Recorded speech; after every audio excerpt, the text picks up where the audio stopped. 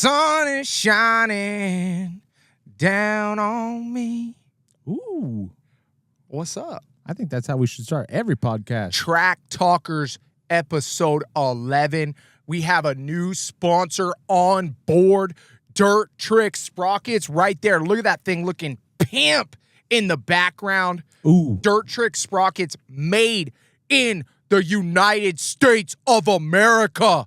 Okay, these sprockets last 3 to 4 times longer than any other aluminum sprocket tie without compromising weight, bro. Without compromising weight. I've personally used these sprockets for the last 5 or 6 years. Yep. And it was the best sponsor I've ever had on hard parts on my bike. Bro, if it's tie proof, it's anybody proof. These things last 3 to 400 hours, bro. Riders like Ty Masterpool, Jared Lesher run them, okay? In 2023, Dirt Tricks was voted best sprocket of the year. That's best. the best. The best. And if you want to get the best sprocket of 2023, use the discount code TRACKTALKERS with an S, 25 for 25% off. And that's how this podcast keeps going, by you guys helping out the sponsors that help us out. Right, Uncle Ty? Yep, that damn straight. Let's go. Let's get right into it. Colorado. Dude, how did we make it this far in Track Talkers? This is insane. Bro, well, let's get into the race because we have a lot to talk about this weekend. Okay. Or about this weekend. Okay, so are we doing 250s first, or are we doing 450s first like the broadcast? I feel like we should start it's up with to you. I feel like we should start 450s first, just like the broadcast, because I want to talk about Hunter Lawrence taking over the championship lead, and then Chase Sexton with his stripes showing and glowing and just coming back to fruition. Just like, are you kidding me? We're back to square one, basically, right?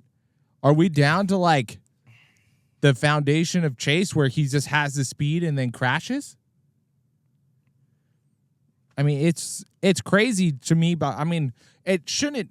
I honestly wasn't blown away that he crashed that much, but it was just like, fuck, dude. Like, when are we? I mean, he had it figured out at Hangtown, but you could tell that he was on the ragged edge and he was about to go down at Hangtown multiple times.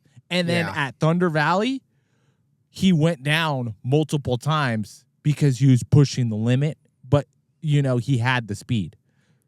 Yeah, and that's kind of what I talked about last week too, is like they still need to make that bike better. You know, like he made it work last week, but you could tell that bike was stepping out heavily. You know what I mean? Mm-hmm. There's still a lot of work to be done. And then why would you go away? They talked about they went away from the Hangtown setup at the beginning of the day. Well, and to elaborate on that too, I heard that he did a little bit of a suspension change, I believe, and then I also heard that he did a big gearing change in between the first and second practice, and that's where he felt a lot more comfortable because he probably went up a tooth or two. Yeah. On the rear sprocket in the second practice, which you have to. Which I would assume with 5,000 feet of elevation at Thunder Valley, you know? Yeah. That's the way you're going to go. You're not going to drop down a sprocket on the 450, you know? No, you're going up teeth for sure, because in altitude, the bike just doesn't have that hit right off the beginning. It doesn't have that bottom. And you got to do something. And usually what we do, like when we go to Mammoth, is 2 teeth up, baby. Yep, 2 teeth up. Whatever you run. Minimum. Yeah, whatever you run at sea level, you go to Mammoth, 2 teeth up. Yeah. It's part of the deal. And then, dude, what about freaking Hunter Lawrence pulling out his first 450 win, right? I mean, dude, this is his first outdoor season. I know, dude. And he was riding good. Like, bro, lethal. Like, veteran, comfortable, not looking out of control. Mm-hmm. Like, really good. Do you think I was actually thinking about this on my drive over here.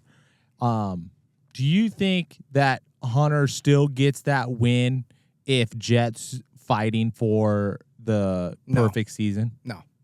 You don't think so? Mm-mm. And I don't think so either. Nope. Like, I think Hunter almost like folds to him, or Jet tries a little bit harder to get past his brother. Jet, to me, clearly still has speed on Big Bro. Well, 100%, bro. He was sore AF this week. Yeah, I mean, you could even see in the second moto when he came around and just relaxed a little bit how fast he was. I mean, even for instance, like best lap time to best lap time, Jet's best lap time when Hunter won was still a 2:14.8, and Hunter's was a 2:15.2. So even in the first moto that he won, he still had a faster lap time. Yeah. And Jet did. And then in the second moto, Jet had a faster lap time almost by a second. And then what do you think about them testing and changing suspension components this past week to get back to a more of a 2023 setup, what everybody's saying? I think it was too late. Why the fuck wouldn't you start out 23 like that? And I understand you haven't raced, but after Paula, I mean, I guess he did go 1-1, but that should be something where it's like, okay, we have two 450 guys that ride very similar. So let's put Jet on what he prefers, and then let's put Hunter on the old one and see. You have two guys. They don't have to run the same thing. You know what I'm saying? Like, if you really are complaining about your bike and you still won, why wouldn't you get those parts? Dude, the kid went 22 or 24, 22-0. Well, 22-0 on that setup, and then won another two motos this summer. At the beginning. Yeah. On the 24 setup or whatever you want to call it. Mm-hmm.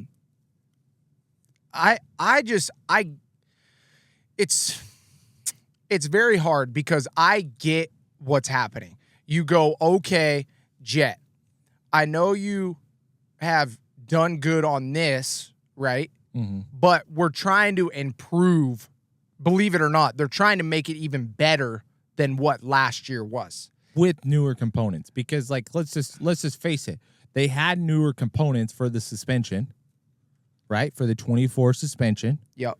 And they had newer components, and they thought it was good, and they thought they could work now, let's with clarify, it within a window. Let's clarify what new means.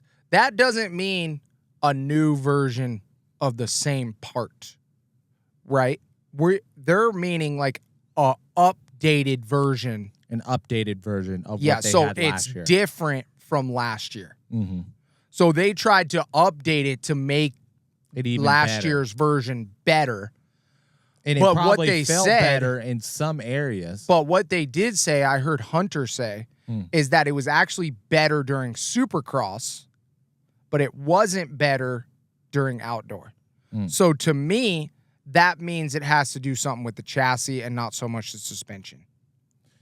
Yeah, but in Jet Lawrence's press conference this last weekend, he said, we did a lot of suspension testing this week, and I grinded it out, and it seemed to pay off. And you could see it that me and my brother were both more comfortable. Yeah.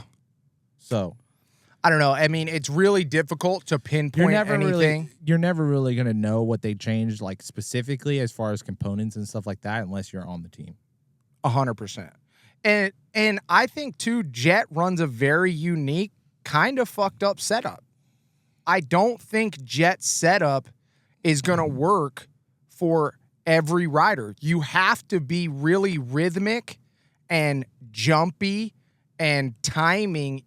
I know that's Chris not. Kiefer said when he rode his bike, it was like the most plush, comfortable setup that he's ridden on a factory bike, and Chase's bike was all fucked up. Read the article. I did hear that about Kiefer, but to me, it looks like he runs a very tall, like unstable, twitchy setup. To me, when I look at it, and like for me, Chase runs like a really low, dead setup. So he tries to get real good straight line stability. Well, but that's just the riding style, right? Like if you want to break down riding styles here, Chase is very bulldog, very heavy on the bike, and likes to push the bike through things. See, and that's Chase's, I mean, this is my opinion. That's Chase's problem. He likes to run a soft setup and bulldog. Well, and too, it might not even be a soft setup, but it looks like a soft setup because he's muscling and pushing the bike in so hard that it looks soft. Yeah, but if it looks soft, then it is soft, right? Like, I mean, it might be stiff to jet, but if it looks soft to Chase, then that's too soft. If you want to run that setup, there's no way he's on factory KTM and running a too soft setup. He has Ian Harrison and Roger DeCoster. Two of them have developed more than one motorcycle, and you think they're steering Chase Sexton into a wrong way? It's a little bit more than too soft. I think that Chase Sexton, to be honest, I think Chase Sexton is the one calling the shots. You don't think so? Bro, you don't think Ian Harrison or Roger DeCoster has any input on his bike setup? I think they do, but I think they're letting him have the input. Bro, 100% not. I think Chase is just trying to make his bike softer for the harder packed tracks to make that bike feel and have a little bit less rigidity through the hard kickers, and he's trying to make it up through the suspension, but the chassis is not getting any softer. Yeah. It just feels super rigid and super deflecty. I mean, deflecty is not even a word, but when he hits a bump, it's a word in dirt bikes. The thing deflects, and you can see it. It does this weird compound. So what Ty's trying to explain? Okay, with the deflecting, the bike doesn't have any compliance. Yes, what Ty's trying to explain is with deflecting. So a dirt bike frame is made out of, in their case, steel. Okay, so when something hits that steel, right, it gets energy, okay? So that energy has to dissipate some way. And how they dissipate that energy in the frame is by how stiff or soft they make the gussets and where they weld it together, right? So if you make the frame too stiff, what's going to happen is the frame doesn't take the energy. The frame goes, and it bounces back at you, and it deflects. Okay, if you make it soft enough or just the right amount of plushness, right, the frame will bend and then kind of like slowly retract, and that will take the energy and put it into flex. Okay, now if you make the bike too soft, then it gets all wallowy like this, and you don't have any stability. And what we're saying is happening is that the frame is so stiff that when it takes the energy, it goes, and it slaps back at you. And he's trying to make it super soft on the suspension, so that slap back is made up by the shocks in the forks. We need to have Chris Kiefer on the podcast next week to really break this down and make sure we're not full of shit right now. No, I'm not full of shit. I know I'm not full of shit. This is why I did all that fucking testing. But it would be good to have Kiefer on and just talk more in depth because he rides the KTMs quite a bit. Bro, he does a lot of R&D work. Yes. We'll try to get Kiefer on the show. That'd be a good addition. But yeah, either way, that's what's going on. And Chase is trying to make up for his stiff frame by making the suspension soft, so that energy goes into the suspension and it gets soaked up by the suspension. Yeah. But that makes the bike do weird shit too. What you have to find the perfect match for your chassis. The word is balance, I think. I mean, yeah, but balance could be taken either way. Like, do you want good balance between the front and, the front forks and the rear shock? Do you want the balance to be, front and rear where the bike goes down together? Like, balance can mean a whole bunch of things. But, like, I just even refer it back to, like, I remember when I was on, probably 2018 Honda. And I used to change my back axle, and then my lug bolt through my swing arm through my motor mount, and my front motor mount bolts. I used to change my Honda ones to Kawasaki ones, and they're thinner walls, and it helped with the rigidity of the Honda because there are thinner metal bolts through those pivot points. Yeah. And when you would hit those square bunch, it was very noticeable on how much that shit took up. And that was not suspension, that was in a clicker. Those were just the bolts and how much thinner the bolts were than the Honda ones. Yeah. And what's crazy. And you got to think, if we're doing that. Yeah. They've turned everything. They've done, titanium, they've done aluminum, they've done different, clearances, different everything. Yeah, I mean, homie could have every millimeter bolt that could ever. But that's also like, I've never had the option of changing whatever I want, but when you can change whatever you want, then you almost get lost. Yeah, you go down a rabbit hole of changing shit. Yeah, where then you just like, you're just like the Lawrences where you're just like, fuck, give me the 23 setup because I know that works. Yeah, let's get back to ground zero and go, okay, we know we won on this. Let's see how it is. Oh, shit. Yeah, and luckily, that works. Yeah, luckily the Lawrences could go back to that setup, Yeah, to a winning setup. Yeah. I guess let's give Justin Cooper a little shout out. Bro, I'm waiting to get on Justin Cooper because I think Justin Cooper is, he's our generation. He's our generation Dungy. You think? Bro, when I was watching him ride at Thunder Valley on how not flashy he was and how efficient he is on the dirt bike. He's and definitely not flashy. How he doesn't he moves, but he doesn't move like flashy or extra at all. He reminds me of Dunge so much. Like maybe a little bit shorter Dunge and not as lanky, but very Dunge-like. I was very like center on the bike, doesn't move very proper, elegant. Like just like technique straight to a T. Yeah. I'm going to stay in the center of the bike. I'm going to keep my elbows up. I'm going to keep my feet tight. I'm going to keep my toes in, and I'm going to scrub what I need to scrub, and I'm going to need a gas where I need a gas, and I'm going to come in straight, or not straight, but I'm going to brake standing up and then gas out. Yeah. And it's just like nothing special, just whatever it takes to get it done. Yeah, I'm going to go double, triple, and just tap every kicker and then get in, get out. And then 2 hole shots? Bro. And then, do we want to even talk about the Suzukis on the left-hand side of the gate just almost getting the hole shots every fucking time?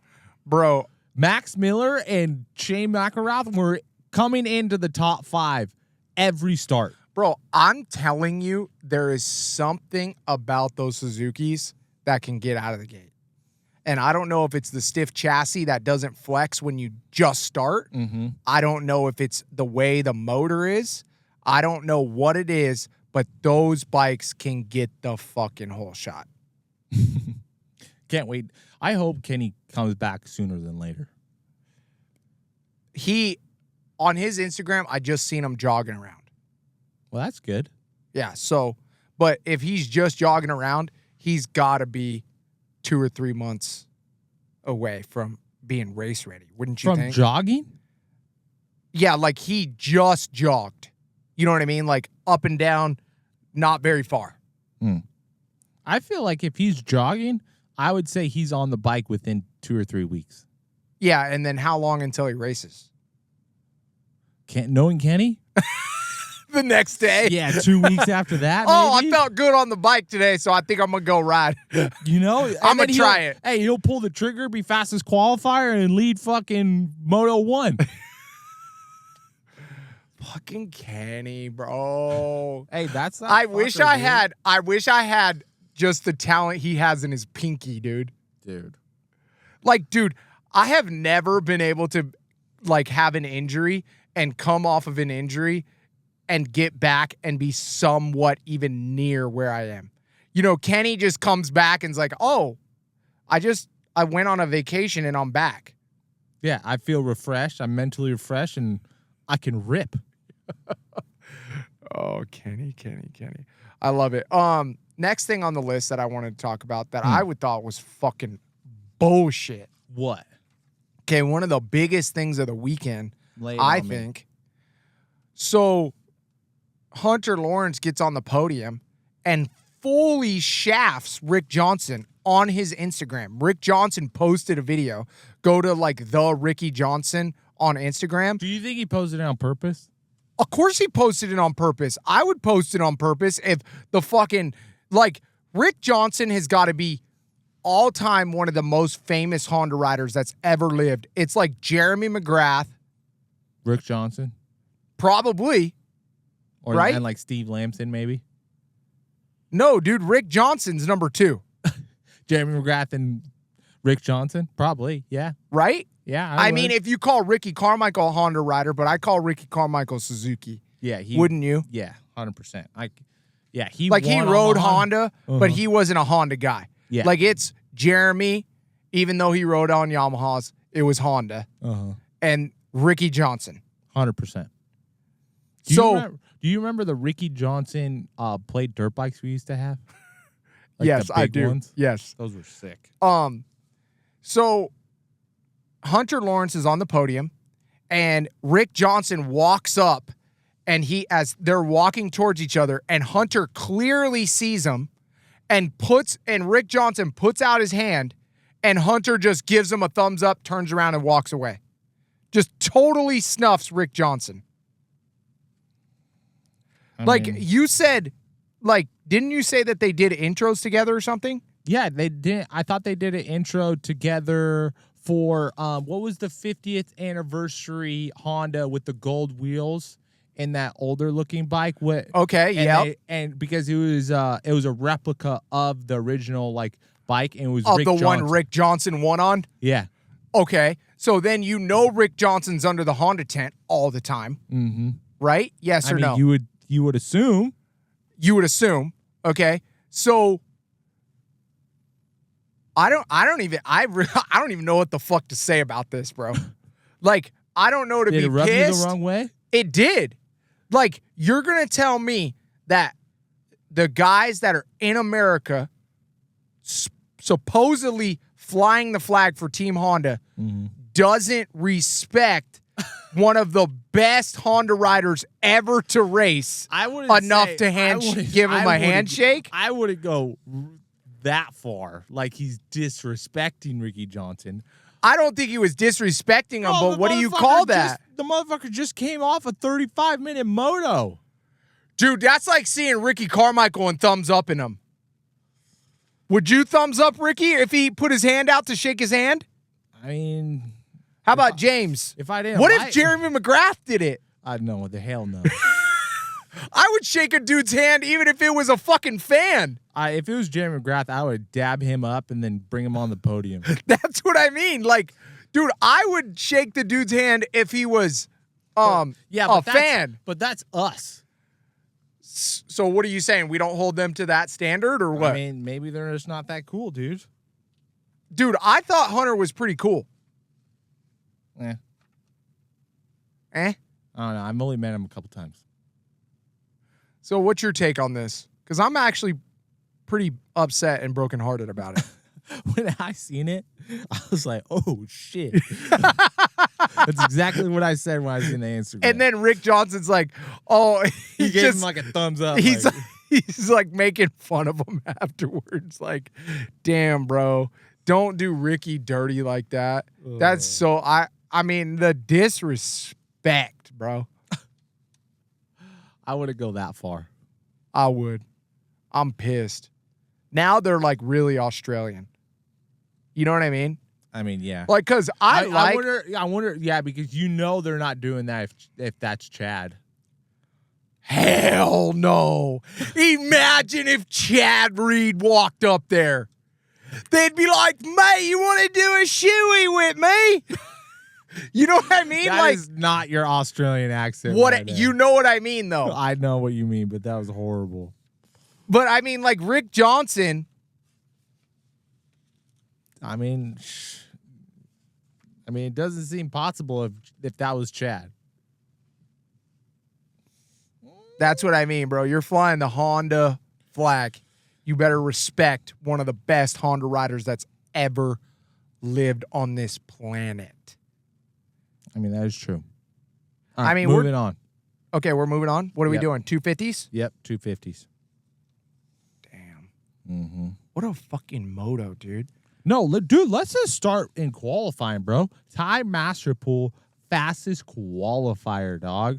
What is this, the third week on the bike, dog? What's up, baby? I mean, he did do really good last year here, but still on the 450. But still, though. Fastest qualifier, though. That's badass. That's sick. Hopefully he gets a little bonus check for He that. does. He gets $5,000. Nice. No, 2,500. 2,500? 2,500 for fastest overall qualifier, I think is what it is. Even for a fill-in? Or I don't know what that you're saying that's team across the board. That's Mitch's. I've heard that's Mitch's like thing.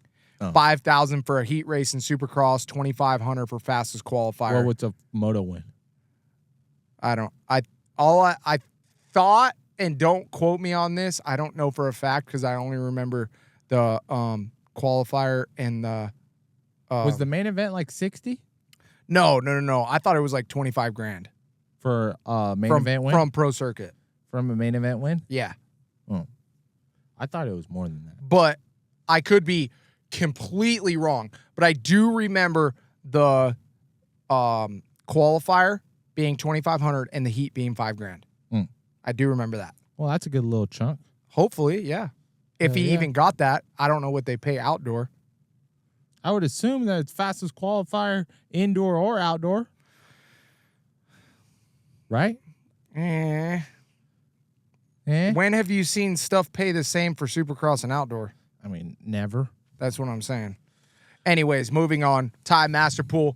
Hey. Hey, let's go, Ty. Okay. Danger Boy Deegan, bro. Bro, he was ripping. Dude, look out. Because here comes the baby goat, dude. Danger Boy Deegan, the baby goat. Here he comes, dude. Oh, my God. I love watching him ride, dude. It's so fun to watch Danger Boy ride. It is really fun to watch him ride. And it's even funner when he goes down and then he gets back up and fucking catches and passes Vial. But Vial was all over his ass, bro. Yes. If he didn't go down, it would have been one hell of a fucking last lap. Okay.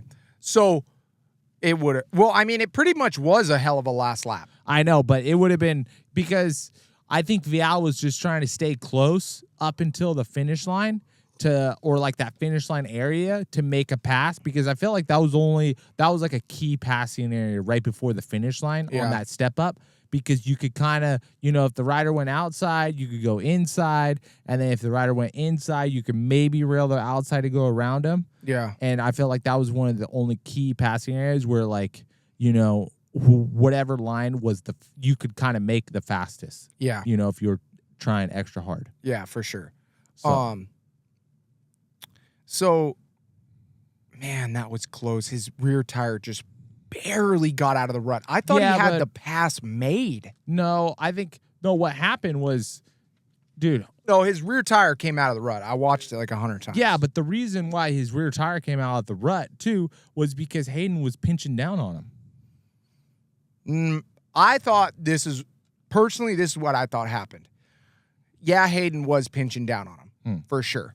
But it looked like to me that Vial went for it like Hayden went for it, came into the corner a little hot, hit a kicker, his front end got low, his rear end kicked up just a little bit, and it just got over the rut just enough to fuck him up. I mean, you know what I mean? Yeah, we're talking. Like, I don't think that had anything to do with Hayden as much as he just came in so fucking hot because he was going for it. Yeah. Because he wasn't backing down. Mm-hmm. And then it was so sick. I mean, I know I ride fucking Danger Boys fucking, all the time. but I thought it was sick in the interview too afterwards. I think it was in the press conference. Danger Boy was like, yeah, I mean, if he backed off, that's cool because no matter what, I was going for the pass. Like, he pretty much said that pass that he put on Vial, he was just gung-ho. He was like, I was going to hit him if he didn't back off. I was literally 1,000% bro, going that's for what it. you have to do when you're passing at that level. Like, no one's going to give you a pass. Well, not only that, but everybody's going, those two are so fast that you have to force the issue.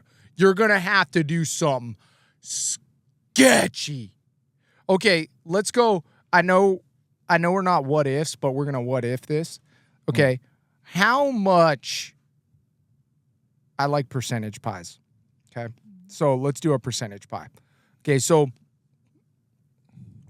in what amount out of 100%, because I'm saying after Deegan made that pass on Vial, that fucked him up 80-20, right?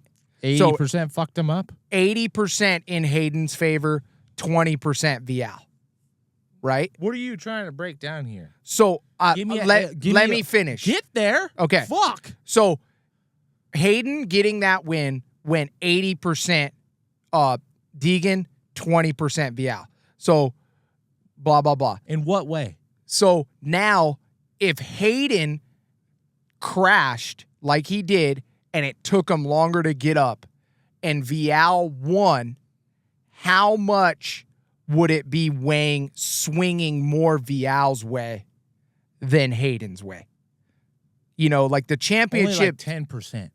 So I think the only person that's coming out of it with more confidence or losing confidence, because Hayden's not losing confidence if he crashed and caught Vial and didn't pass him. No. I'm saying like the scenario that Hayden crashes the first time, when he tucked front on the off camber and he couldn't catch Vial and he just didn't pass him. You just said that if Hayden crashed, it took him a little bit longer to get up. Okay, let's Vial won. Now we're adding on stuff. Yes. So he crashes in the off camber and Hayden can't catch Vial and doesn't pass him. How much does that swing in Vial's favor? I mean, you just put a huge deciding factor in it if that's because you're saying Hayden's not catching Vial. Yes. I would say doesn't waver Hayden at all because he went down. Okay, so does it? Yeah, but that would be 2 weeks in a row Vial was catching him, then he goes down, and Vial would win. Yeah, but Hayden said that Vial catching him or whatever was within 3 or 4 seconds. That wasn't Vial putting pressure on Hayden. That's what Hayden said. That's what I would say too. Wouldn't you? I mean, he just fucking proved it because he went down and then passed him again. That's what I mean. So if he did go down this time and couldn't catch Vial and he won again, how much would... I don't think it's causing a problem unless it happened again. That's what I mean. Yeah, but so 3 times would have had to happen 3 times. Yeah, I would say then it definitely starts creeping in like, fuck, dude, what keeps on happening? Like, what am I thinking about while this motherfucker's behind me? Yeah, but that's where I'm trying to go with this is like, dude, Vial is getting pounded right now. Hard. Yes. And he needs to do something. Bro, he went for it, but he didn't execute, and that fucked him up. Whether Vial's quiet or not. Bro, Deegan is just slaying dragons right now, all right? Obviously, he slayed the kitchen dragon, okay? And now, oh my God, and now dude. He's on the box and he's fighting against the Vial dragon, and his head's halfway cut off right now. Unless something dramatic happens, and look at now we're getting everything comes in 3s, right? Now we're getting the Chance Hymas dragon coming in after they slay Vial dragon. Do you really think Chance Hymas is going to be a competitor for the season? I don't. I think Chance Hymas, this is the year for Chance Hymas to build, and then Chance Hymas is like the guy outdoor next year. Bro, how can you not consider Chance Hymas a guy, bro? He hasn't been out of the top 4 in the last 8 motos. Okay. And then he just won his first one. Like, if he does keep this ball rolling, hell yeah, he can be a competitor and a guy in this championship. He's training with the Lawrences. Like, talking about someone buying into a program and going all in. Like, fuck, dude. You got the Lawrences, the best 2 riders in the world right now that you're riding with every day, bro. Some of that fairy dust is gonna get rubbed off. Yeah, no, I do agree with you, but this is my concern with Hymas. This motherfucker. Chance, I love you, bro. I really do. Chance, you're one of my favorite riders. You like warm my heart. You are like the guy that we all want to see win. But here's my only thing with Chance Hymas. He's going real fast right now. And Chance is known to, I'm not going to say it, but you know what I mean. And so if Chance kind of pushes too hard and gets going and doesn't settle in. Bro, what do you say? Like, you could say the same thing about Deegan, bro. Deegan has hit the ground the last 2 rounds. It only takes one more awkward slip or one more awkward foot down. Yeah, but dude, Chance has had those, bro. Yeah, but I'm just big ones. Yeah, bro, but we're in the fucking business of racing dirt bikes, and we're always a quarter inch, here or there of a major injury. Yeah, but he's on that other side, and yeah, that's but the he hard hasn't part hit to the get. ground in the last 8 motos. Dude, Deegan's knock hit on the ground. wood. Knock on wood for Hymas. Thank you. And Deegan's hit the ground fucking, twice hard. I mean, kind of. He's been just the first one at Hangtown was hard. Bro, the helicopter? Yeah, that was sketch. You know what I'm saying? Like, Yeah. I don't care who you are, bro. You're not that indestructible. I just don't think. I think Hymas is a contender for wins. I just don't think he's a contender for the championship at the end. Bro, that's what I'm saying though, is that's how you take the leap, right? And that's how you get into that contender spot. If you can contend for wins, you can contend for a championship. You just gave the answer. Yeah. He just has to do it week in, week out. I know, And he smoked at the end of the motos. Yeah, but he just hasn't proved it. Like, bro, that's the first one. The first one is always the hardest. It really I don't give a fuck if you're a freaking novice, C rider, mini senior 1, super mini 1, freaking 50s, freaking open C, open pro, local guy. Winning your first race is hard. You're stressed out to the hilt. You have arm pump. You're trying to manage it. You're overthinking everything. Yeah. And I will say this, Chance Hymas has got the speed. And he's got the bike. Yes, can he control that speed? Exactly. And can, like... And when is Shimoda going to get his head out of his ass? Dude, that's a whole nother thing. Yeah, But, just not even jump on that. Yeah, but, like... He just has to be consistent. He has to be a consistently good starter because obviously Deegan's going to be up front. I mean, the boy just knows how to start. How many fucking star Yamahas were up front this weekend? Oh, my gosh. I mean, I don't know. Did you see the start No. next to where it was Deegan right next to Kitchen, and they both got the same exact jump, and Deegan just outpowered Kitchen up the hill? Just straight outmotored him. I mean, I told you those starter Yamahas run real good up at elevation. No. And, dude, that has to be from Eli Tomac doing all that R&D and making that bike perfect up there. Yeah, and it's just they have, when you have 6 bikes on the fucking track, you have a lot of data.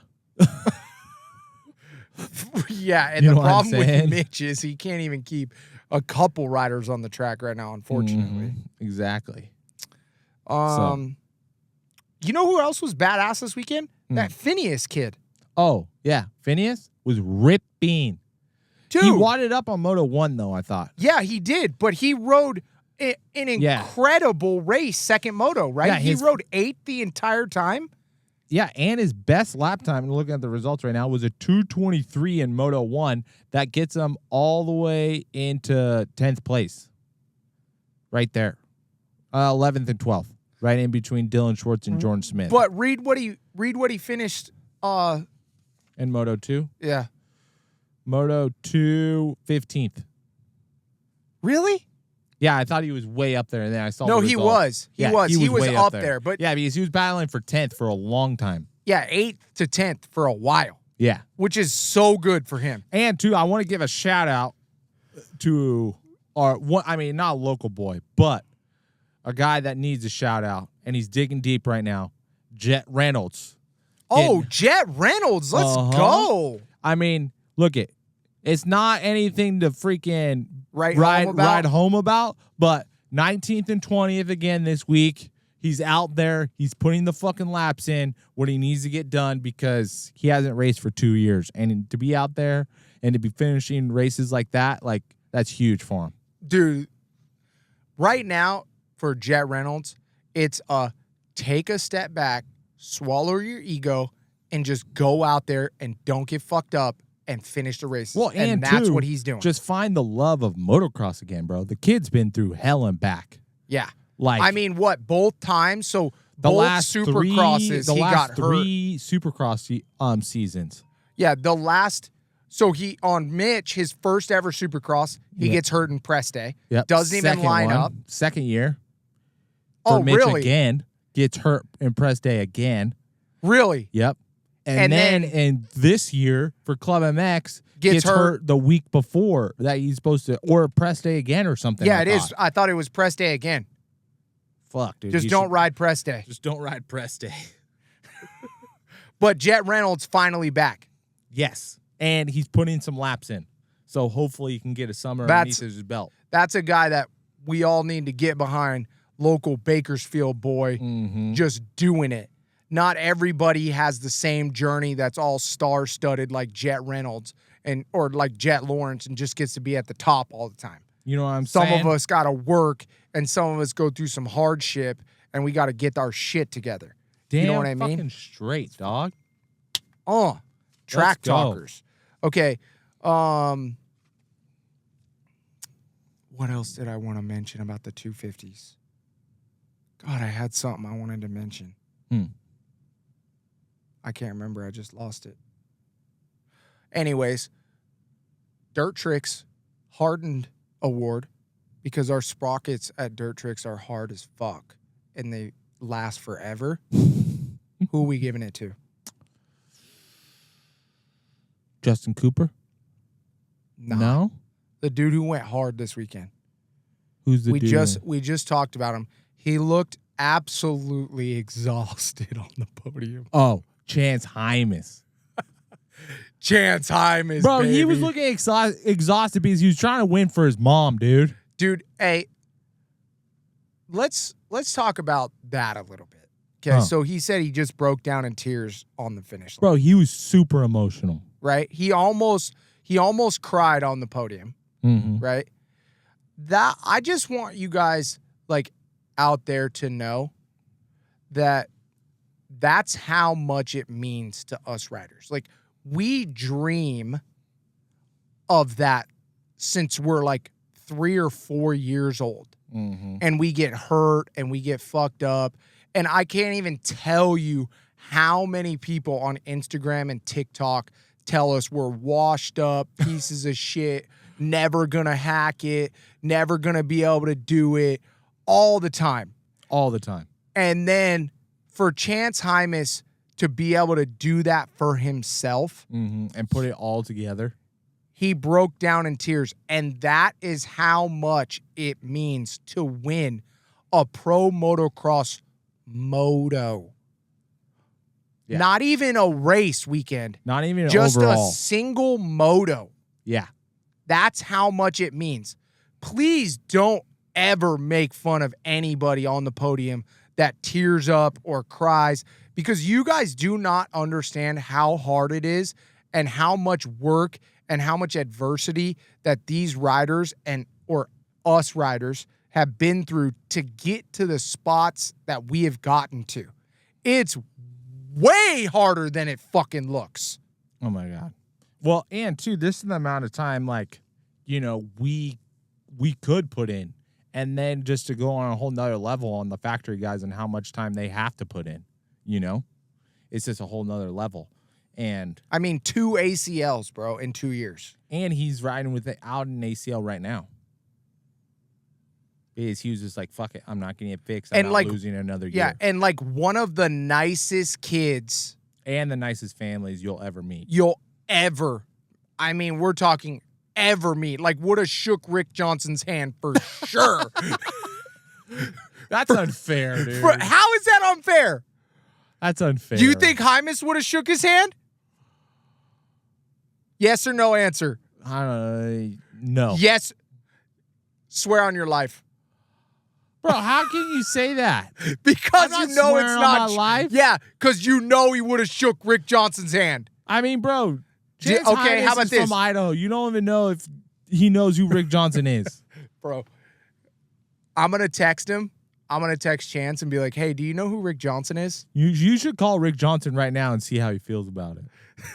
I can't put Ricky on the spot. Why not? Because, dude, I know Rick Johnson, and Rick Johnson will say some shit on the podcast that he wishes he could take back, because that's who Rick good. Johnson That's is. Good podcast shit right there, dog. That's who Rick Johnson is. Hey, Rick Johnson's the homie, okay? Rick Johnson is a fucking G, dude.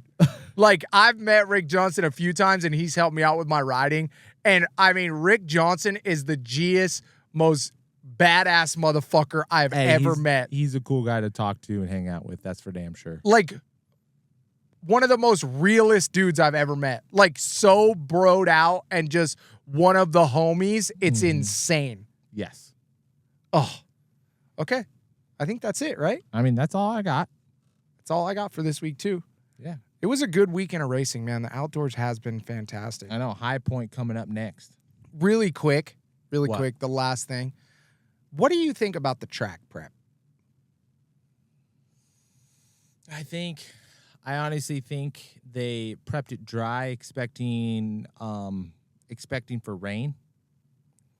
Or, I don't know. I thought the track I mean, it didn't look dusty, but it did. definitely didn't look as saturated.